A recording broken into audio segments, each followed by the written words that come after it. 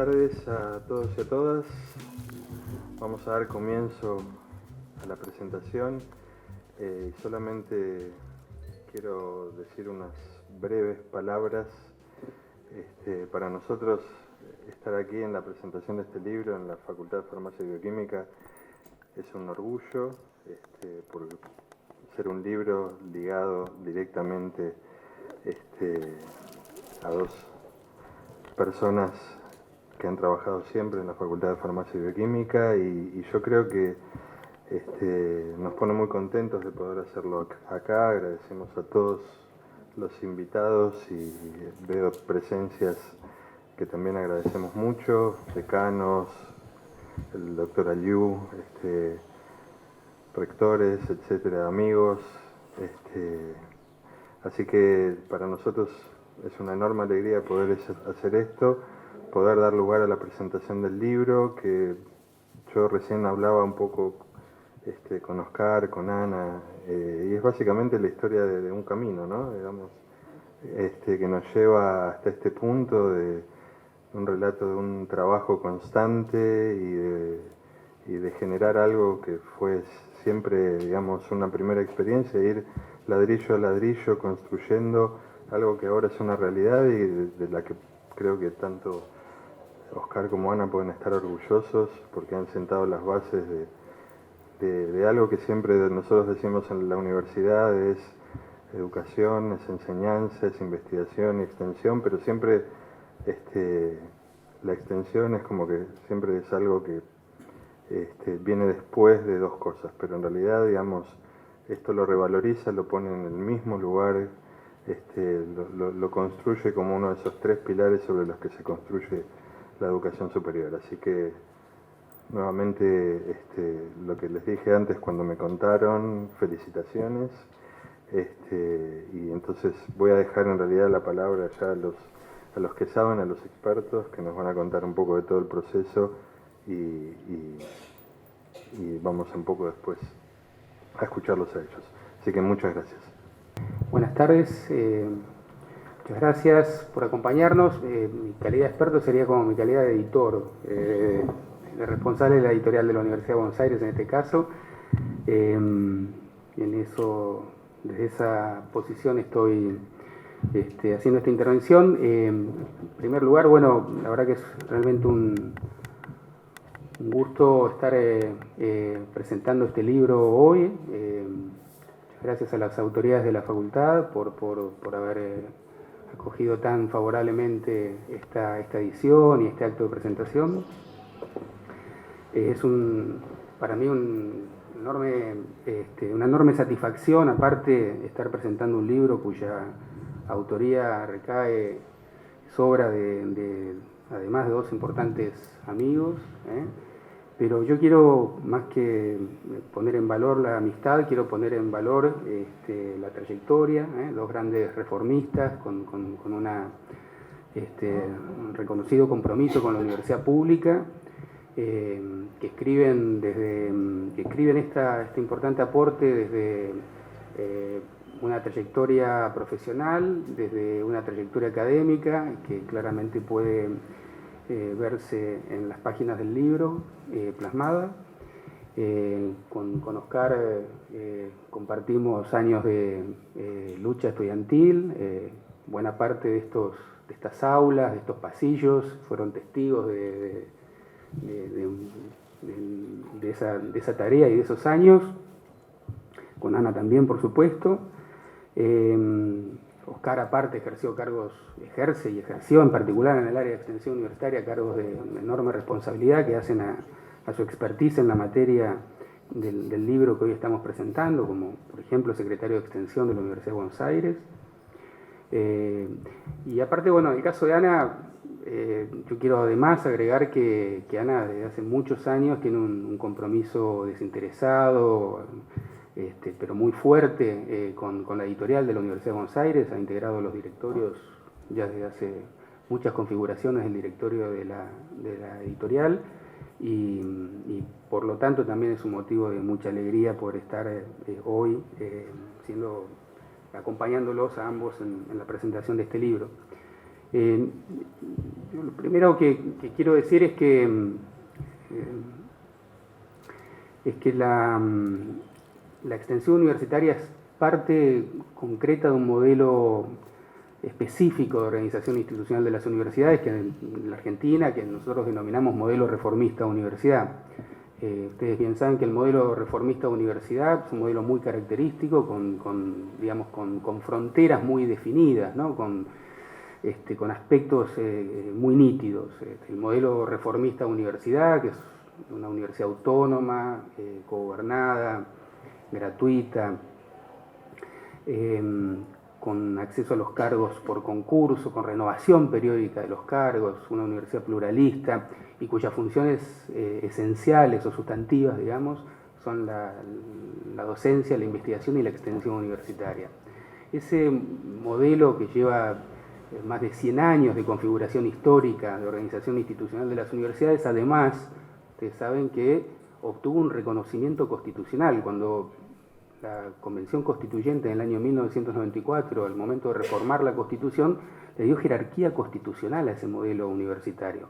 No solo consagró la autonomía y autarquía de las universidades nacionales, sino que al hacerlo, y eso hay abundante documentación en los debates de la Asamblea, le dio jerarquía constitucional a un modelo de organización universitaria, donde la extensión universitaria tiene un rol definitorio.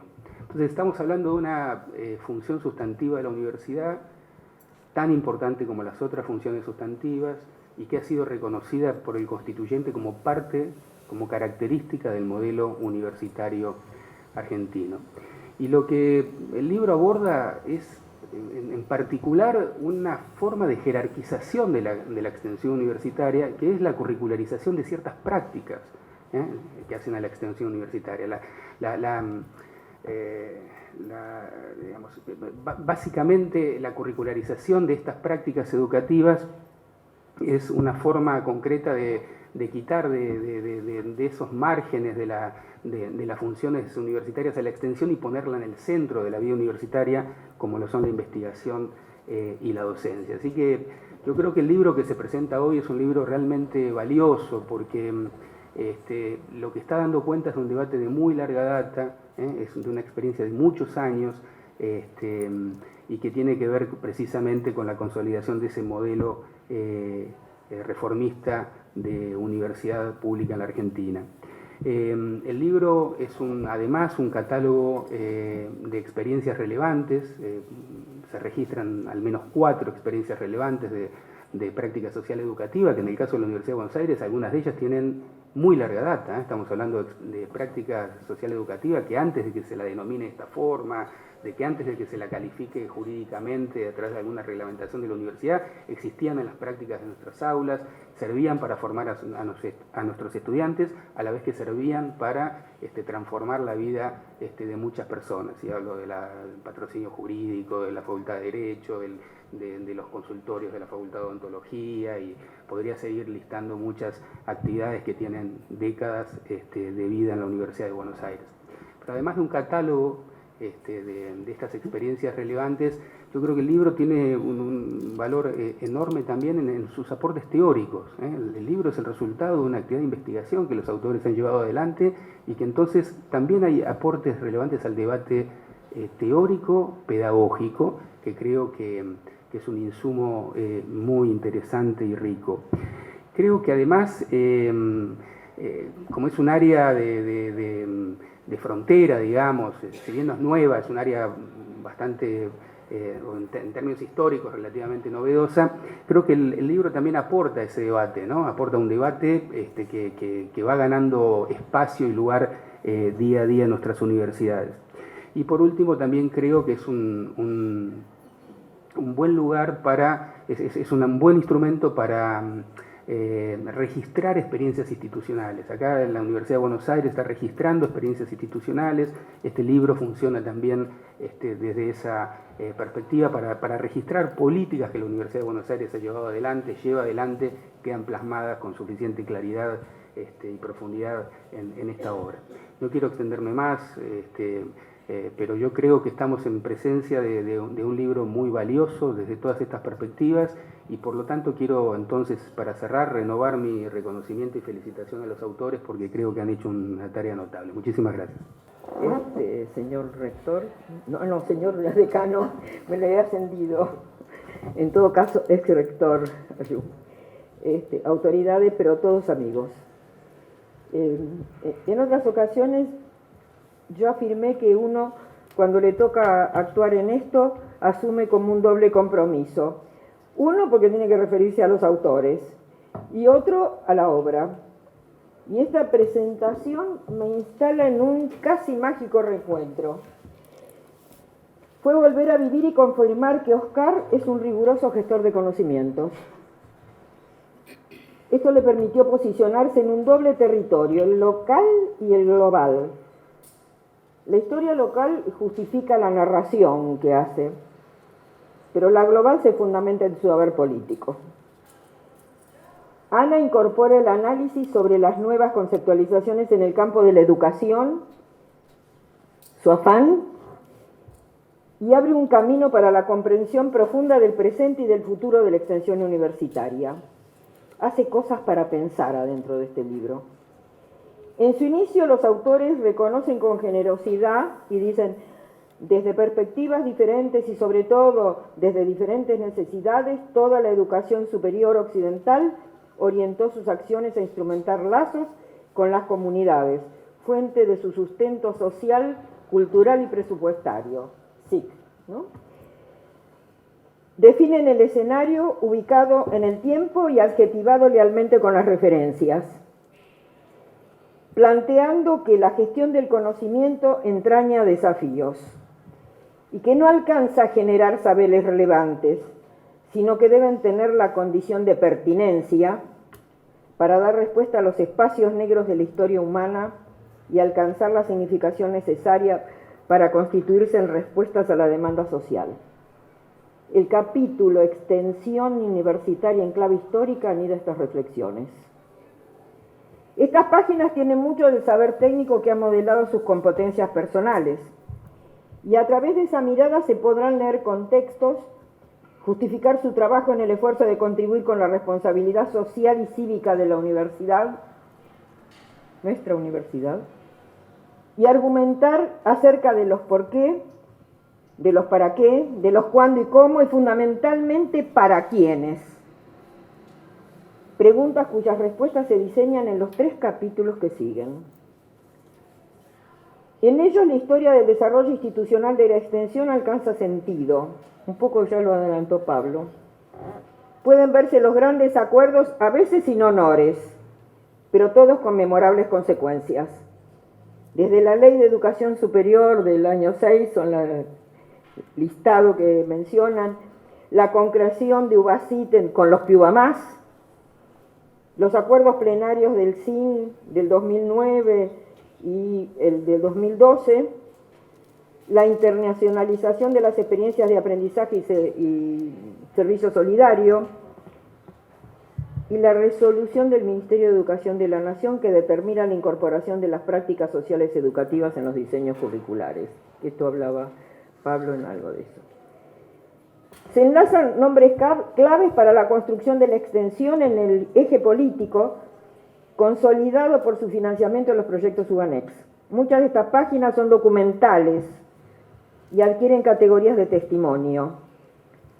Y a la vez el lenguaje empleado, estoy segura, constituye la matriz de las ideas de los autores. Ideas que integran, y esto lo quiero recalcar, no solo incorporan, integran la investigación, la educación y la gestión. En el desarrollo emergen los educadores, esa es la voz de Ana, identificando las estrategias que desde diferentes concepciones confluyen, probablemente para reforzar el proceso de metacognición, introducen la preocupación por los estilos de aprendizaje, por ahí vi metido a Kolb, las habilidades sociales necesarias y las bases para instalar métodos disruptivos, que muchas veces adquieren la condición de estratégicos, es decir, necesarios de pronto. Entonces, enfoques que constituyen un requerimiento probablemente para alcanzar la curricularización de la extensión, en todos lados.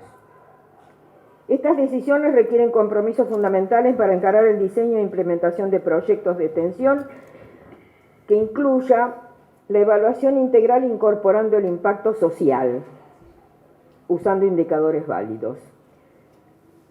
Dejo de reconocer que también he extraído ahí las cosas que me importan, y a mí el impacto social de lo que hacen me importa muchísimo. Se esboza una gestión casi de cogobernanza, reconociendo protagonistas en las redes, construidas para vehiculizar conocimientos y promover la toma de decisiones en el proceso de traslación a escenarios reales. Y no hago de difusión, estoy hablando de traslación, de construcciones conjuntas. Los autores se comprometen hablando en primera persona, reflexionan, argumentan y justifican los desafíos que encierran sus preocupaciones académicas. Si bien recuperan los múltiples factores y el valor de las vinculaciones y les ponen nombre y apellido, también incluyen sus propios interrogantes. ¿Cómo aprender a transitar la sutil transformación de mi aprendizaje con nuestro aprendizaje? ¿Cómo deslizar nuestro aprendizaje para armar la visión de los entornos institucionales y asumir la responsabilidad del aprendizaje de todos? ¿Será acaso, les pregunto, esta la pregunta esencial que resume la preocupación profunda de los autores? ¿Cómo pensamos en todos? Estas páginas tienen backstage, sirven como excusas para esperar qué sucede en esos diferentes escenarios generados por las interacciones humanas, aún antes de hacerse visibles, como hablaba de los viejos trabajos. Antes de hacerse visibles, pero que son hoy tecnológicamente sustentadas. Recorre facultades y academias analizando la dimensión temporal en la que se desarrollan conjuntos de ideas, culturas y creencias, y se arriesga a construir un producto revalorizado desde lo interdisciplinar. Se desafía a farmacia y bioquímica, a odontología, a derecho y arquitectura, diseño y urbanismo, a formular sus propios argumentos y a plantear su testimonio. Y cada uno de los convocados lo hace. Buenas tardes. Es realmente un placer contar con la presencia de tantos amigos hoy en esta sala. Muchísimas gracias a todos por acompañarnos. Un agradecimiento enorme a Eudeva, en la figura de su presidente, el doctor Gonzalo Álvarez, y a través suyo a todo el equipo de la editorial por el soporte en la concreción de este libro. Gracias, Noemí, por su incondicional apoyo. Gracias, decano Pablo Evelson, y a la anterior decana, Cristina Ranz, por su compromiso con las prácticas sociales educativas.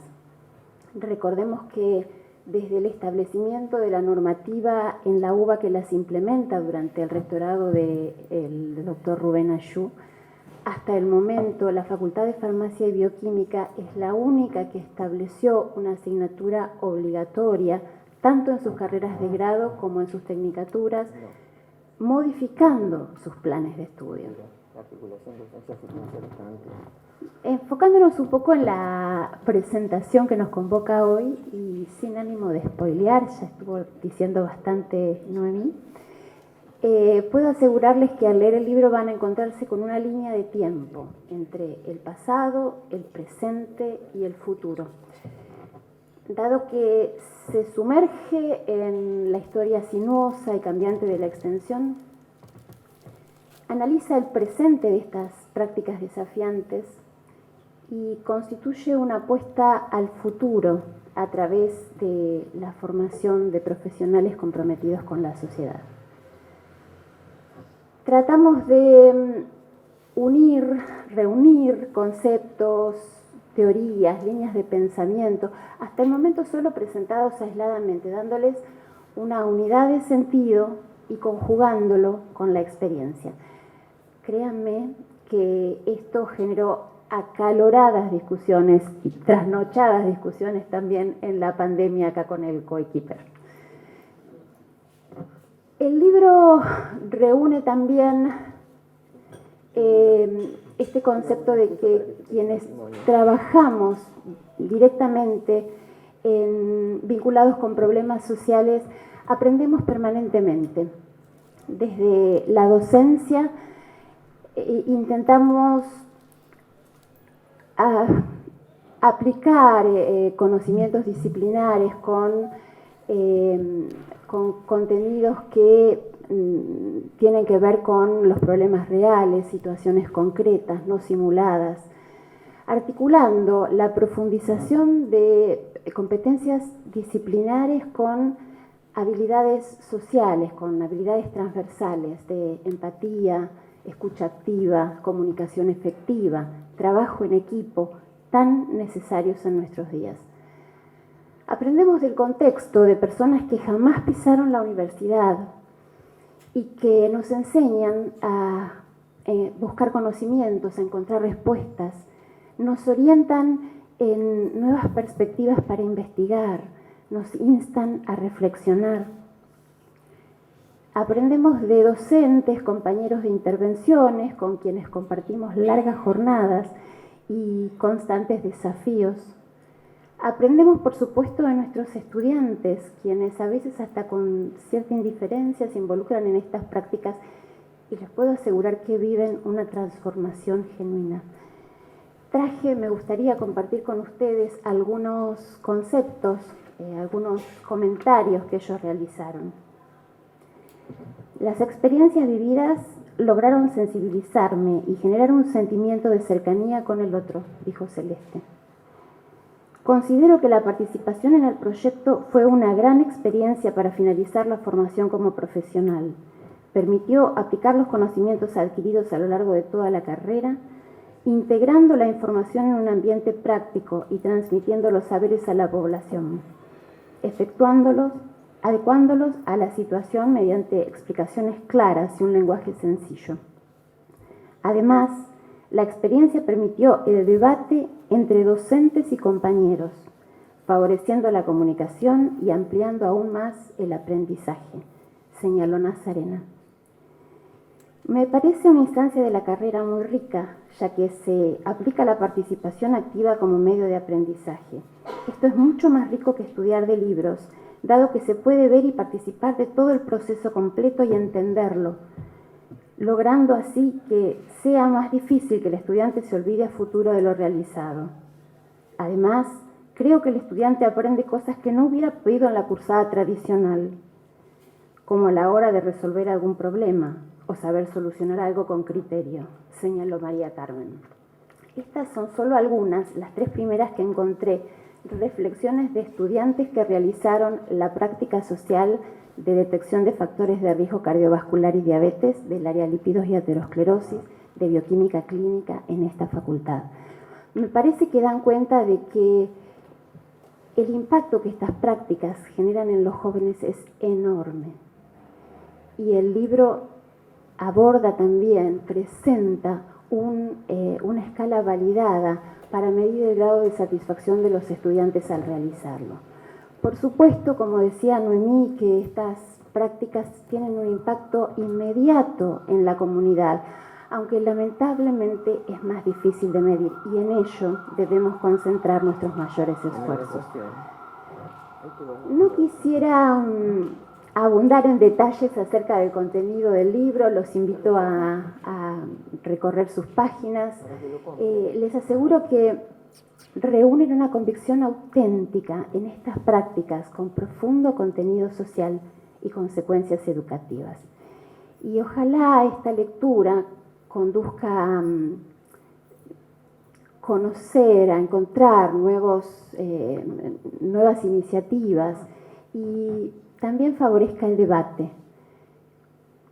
Y de esta manera, a través de una universidad comprometida, construir más y mejores prácticas que contribuyan a la formación en valores y al bien social.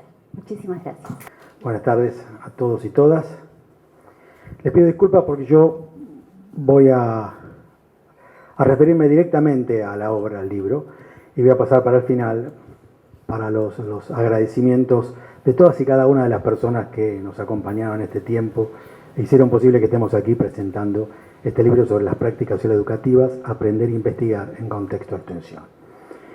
Y bueno, en principio quiero decirles que, y esto Ana va a coincidir, para ella y para mí, nos pone muy contentos porque el libro tiene muchos significados. Suele decirse que detrás de cada libro hay muchísimas cosas más, muchísimas experiencias. Les puedo asegurar que para nosotros es así, que podríamos dividir en aquellas que son inmediatas y aquellas que no tanto.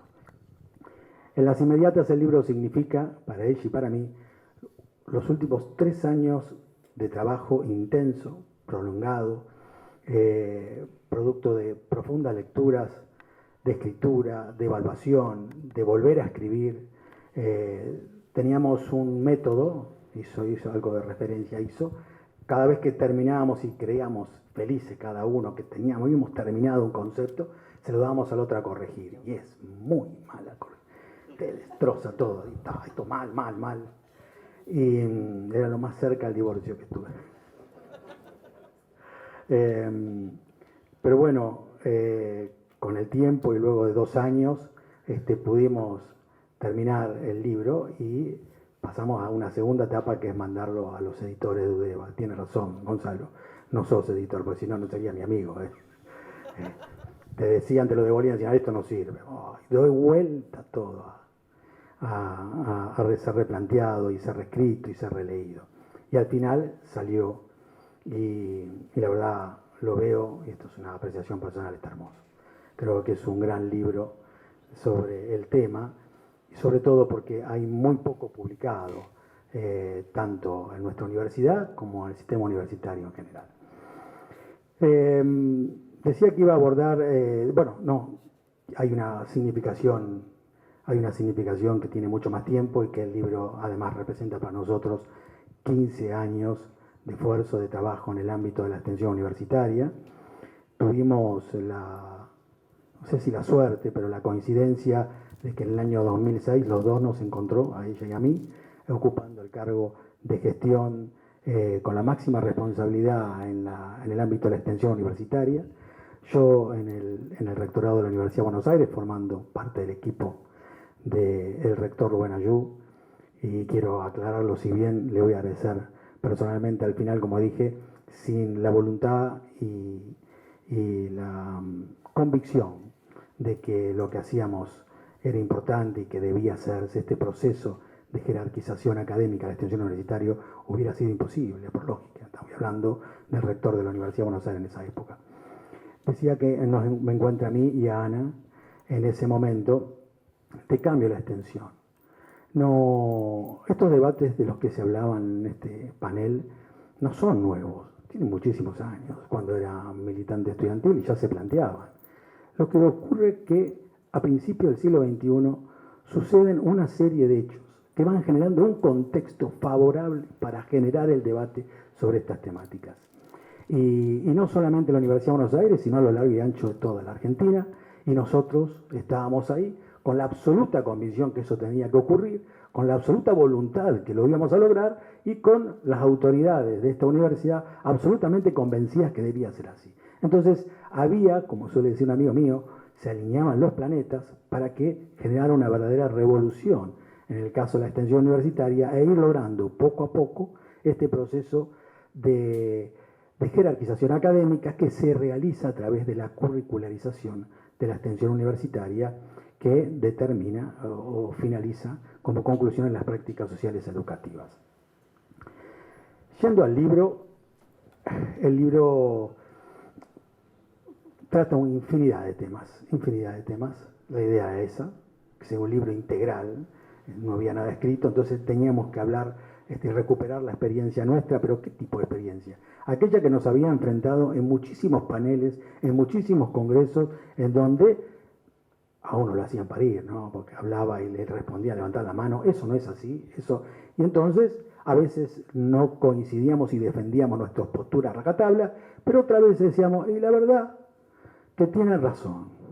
La verdad que si por un lado decimos que cuando se interviene y se aborda el territorio, uno lo debe hacer despojándose de toda esta idea del conquistador que viene a enseñarte cómo vivir, y por otro lado decimos que la investigación debe ser la investigación tradicional trasladada a la comunidad, a esa hipotética deductiva que desde la teoría se refrenda en la práctica. Entonces uno entra a hacer cortocircuito porque dice, bueno, de última está planteando utilizar a la comunidad como conejillos de India, ¿no?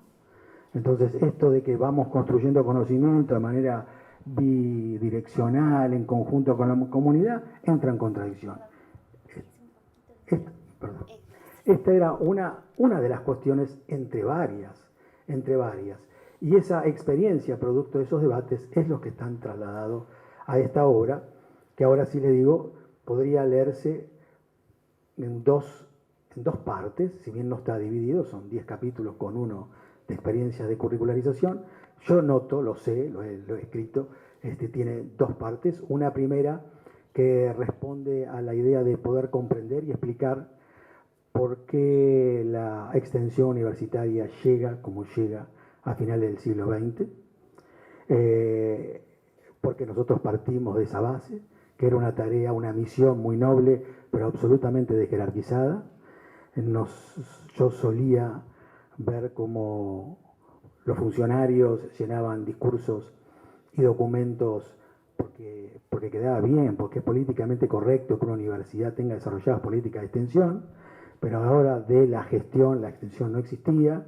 Era, como se decía en su momento, la cenicienta del sistema universitario, mientras que por otro lado, cuando subíamos a paneles, hablábamos de la tercera misión, que junto a la investigación científica y la docencia, constituyen los 3 pilares sobre los cuales se sostiene nuestra universidad. La verdad, no era así. La extensión universitaria es la hija de la universidad moderna, es impensable creer que puede haber extensión o puede haber existido extensión en las viejas universidades medievales, que se caracterizaban justamente porque separaban a las mentes prístinas de los alumnos de la sociedad corrupta e ignorante.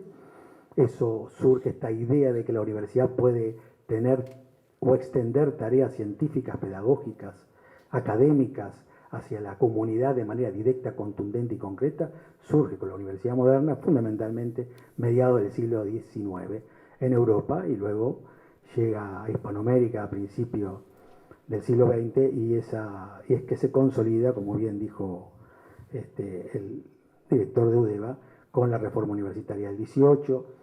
No solamente hay antecedentes anteriores en diferentes países latinoamericanos, pero es una actividad que caracteriza a la universidad latinoamericana durante el siglo XX.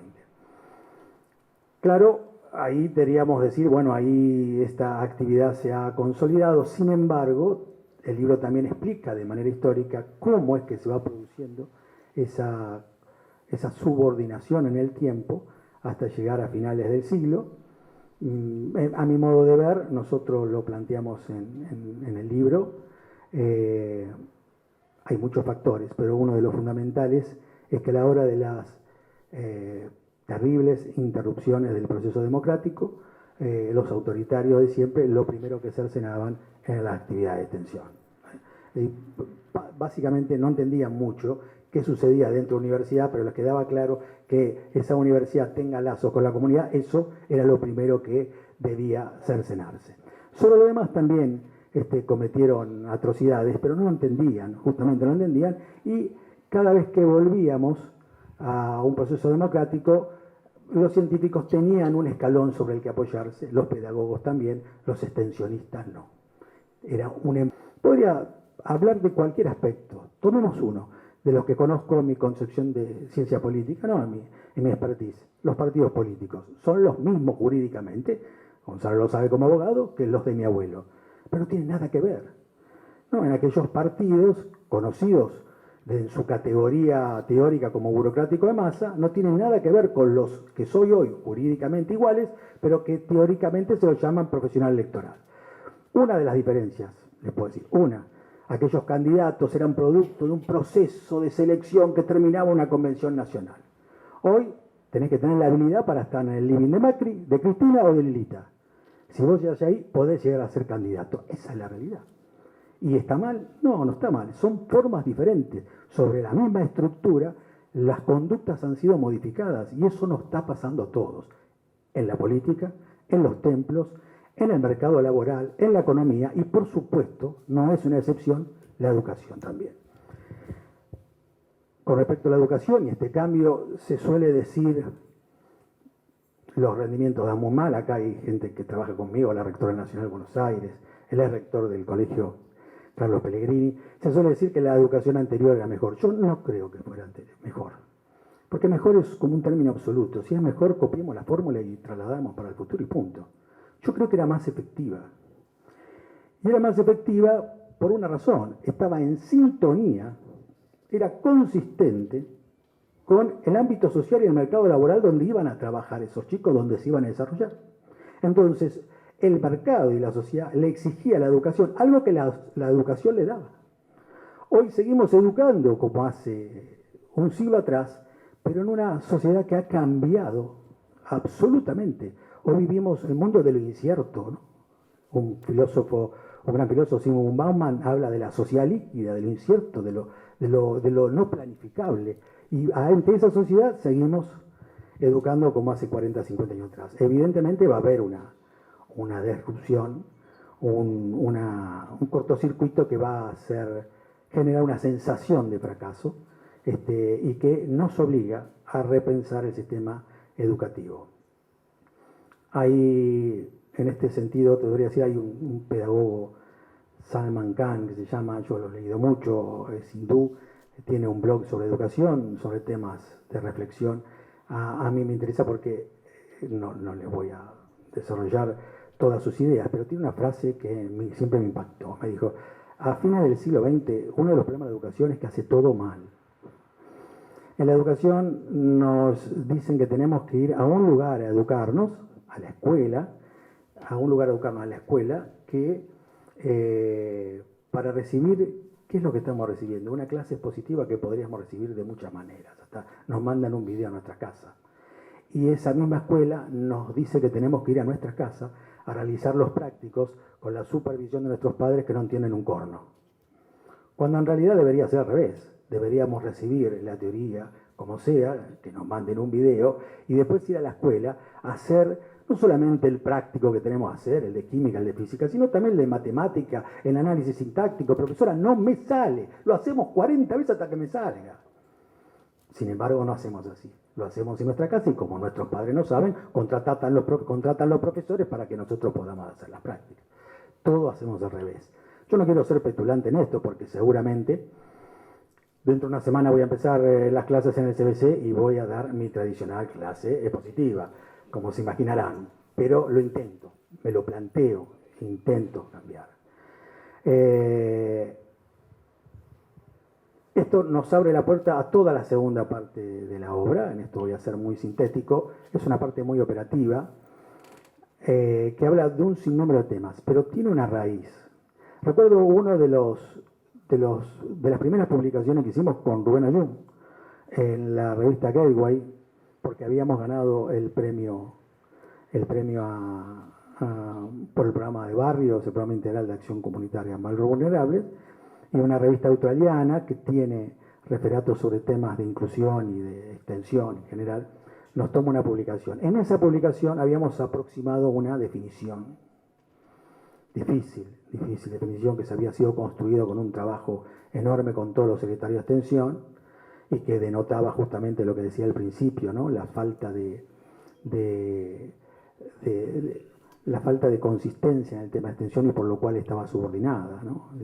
Una definición que nace cuando les pregunto a todos los secretarios de extensión en el 2016 qué es la extensión universitaria y me dan 13 respuestas diferentes, muchas contradictorias entre sí, ¿no? A tal punto que con el fin de buscar denominadores comunes, porque queríamos esa definición, la terminábamos definiendo por la negativa. Lo que nos podemos poner de acuerdo en que no es extensión, entonces definíamos la investigación científica, es decir, el trabajo pedagógico y la práctica didáctica en el aula, y decíamos, bueno, bien, este es el universo, no es extensión. Todo lo demás es extensión. Era como el barrio de la universidad, ¿no? El barrio de la universidad es extensión. Y esto les trae un problema a la extensión que redundaba en su subordinación, que era aquello muy general que intenta explicar un sinnúmero de cosas, termina sin explicar nada. Esta es la realidad. Y esto es lo que le pasaba. Con el tiempo y producto de un montón de tareas con las demás universidades, en los congresos y seminarios que se hacían periódicamente en esa época, y creo que en la actualidad también. De hecho, en este momento se está realizando el Congreso Nacional de Extensión en La Pampa. Pudimos aproximar una definición que decía lo siguiente: la extensión universitaria, como extensión, no bienestar, la extensión es una acción comunitaria, entonces es una acción comunitaria en un campo social inmediata, contundente, sostenida en una matriz de investigación y docencia.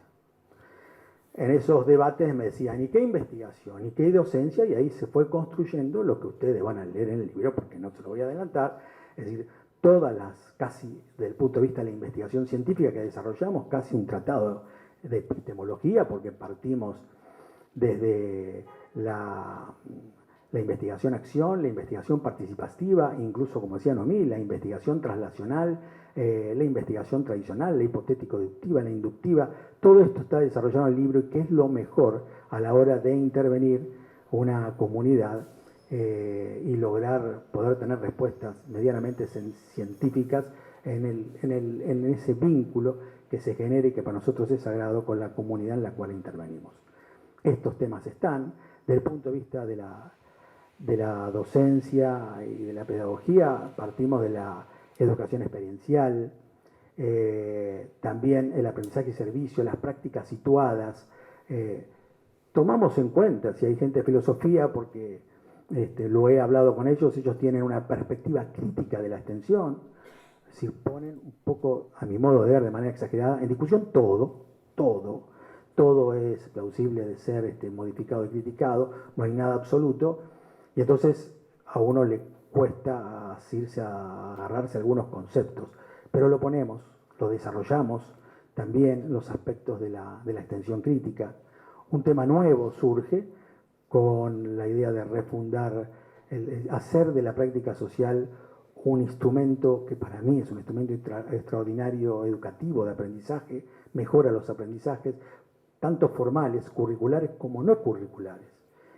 Ahora, hablar de contenidos no curriculares no es cualquier cosa, no es seamos solidarios, amigos, no, hay un montón de lo que se conoce como competencias blandas, habilidades sociales, que son requeridas hoy por el mercado trabajar, el mercado laboral, negociación, liderazgo, empatía, alteridad, un montón de cosas que se pueden ir desarrollando y a través de práctica y experiencias que nosotros hemos realizado. Ana me cuenta una vez que en su cátedra, en su práctica, está haciendo un ejercicio de roles con los estudiantes y se compenetran como en el teatro. Llega un momento que pierden la noción y están, es decir, el director de un hospital trabajando con sus pacientes. Bueno, todas estas cuestiones son cosas que se aprenden, que no son formales, no son curriculares, digo, y que también forman parte de esta práctica a desarrollar. También lo tenemos en el trabajo. También planteamos cosas muy operativas, como parece, ustedes lo van a leer, hágalo usted mismo, ¿no? Hablamos de proyectos, de programa, cómo es hacer un proyecto, cómo gestionarlo, cómo se interviene en la comunidad. Esto ya lo dije, pero también algo que a los cientistas sociales, a los filósofos, a los pedagogos a veces les falta, que es medir, que tienen pánico a medir. Le tienen una cosa, es decir, nosotros tomamos el desafío, hay que medir, hay indicadores, hay que construir indicadores sociales, hay que medir grados de satisfacción, hay que armar escalas, cuestionarios validados, como decía Ana. Nosotros en el libro presentamos uno sobre grado de satisfacción de estudiante. No es hacer 4 preguntas, ¿no? Tardamos mucho en generar ese cuestionario y lo hicimos con tratamiento estadístico y es por el cual nosotros lo podemos trabajar con los estudiantes. Bueno, hay que medir, porque eso jerarquiza la tarea, eso le permite publicaciones.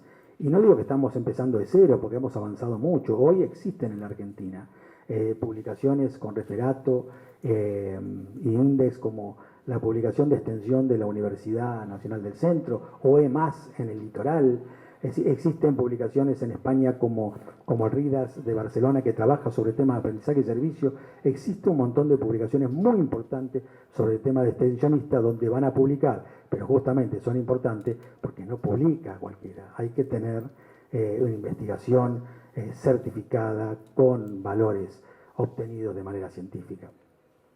Eso también está en este libro. Y por último, el tema, como bien decía Ana, nos interesaba terminar con experiencias de curricularización. Hemos tomado de arquitectura, nos han traído, en realidad las conocíamos de antes, ¿no? Es decir, que trabajan desde del diseño industrial.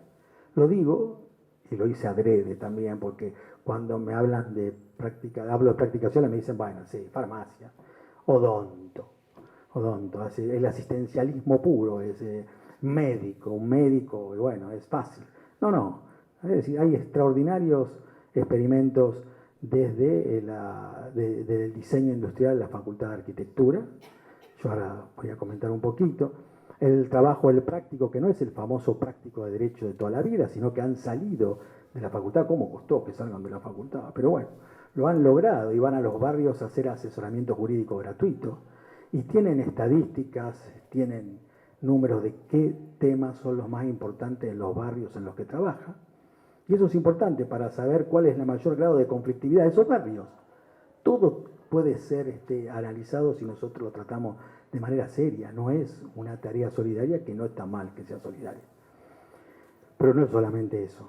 Y por supuesto el desarrollo que hace Noemí de toda la extensión en ontología, comenzando, y acá tenemos el claro ejemplo de este tipo de prácticas hace más de 20 años, cuando llevaban a los chicos a hacer sus prácticas de ontología a las comunidades indígenas allá en el norte argentino, en donde, por ejemplo, estos procesos de negociación salen a la luz. Yo cuando entrevisto a Noemí, me dice, y nosotros llevamos el camión, no se atendía a nadie. Hasta que nos dimos cuenta, hasta que no atendamos al cacique, y que al cacique no le duela, no venía nadie. Porque además de eso, si el cacique se iba con la sonamos, no había atención odontológica. Entonces este era un proceso de que había que construirlo.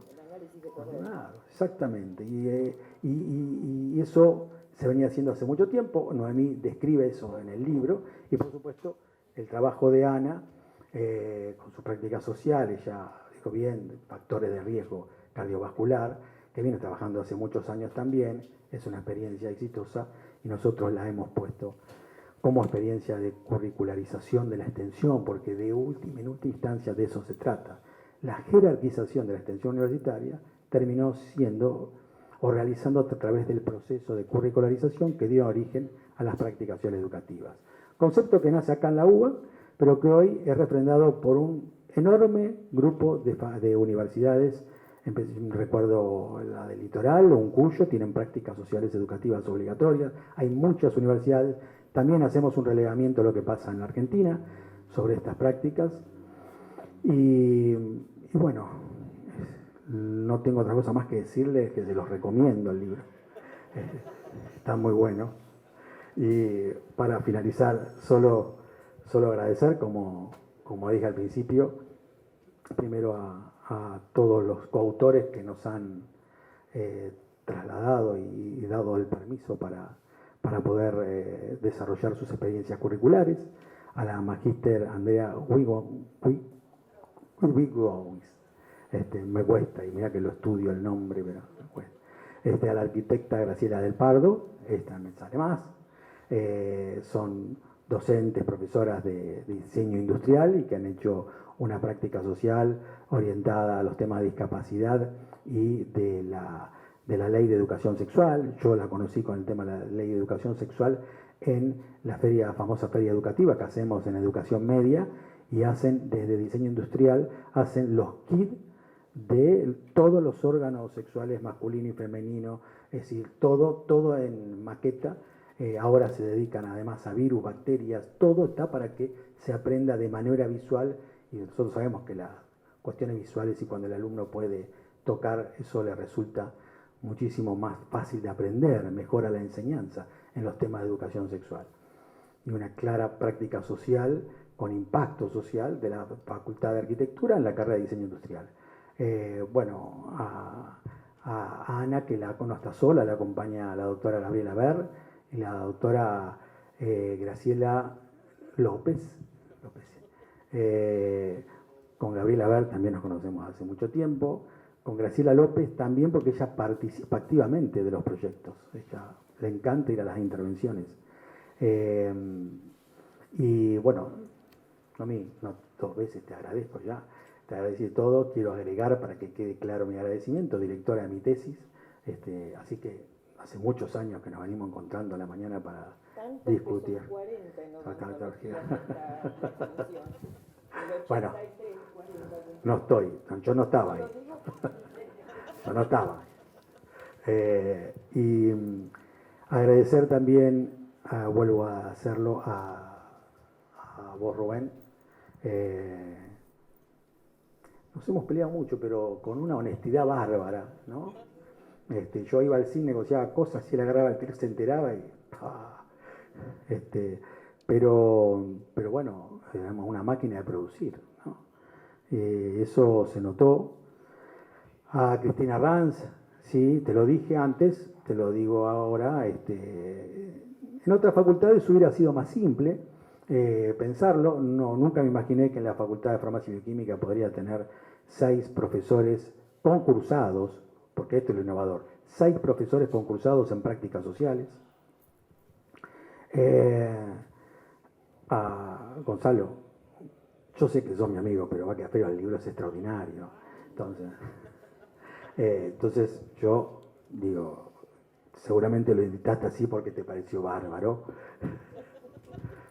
pero la verdad que está una edición muy buena y te agradezco personalmente y en público.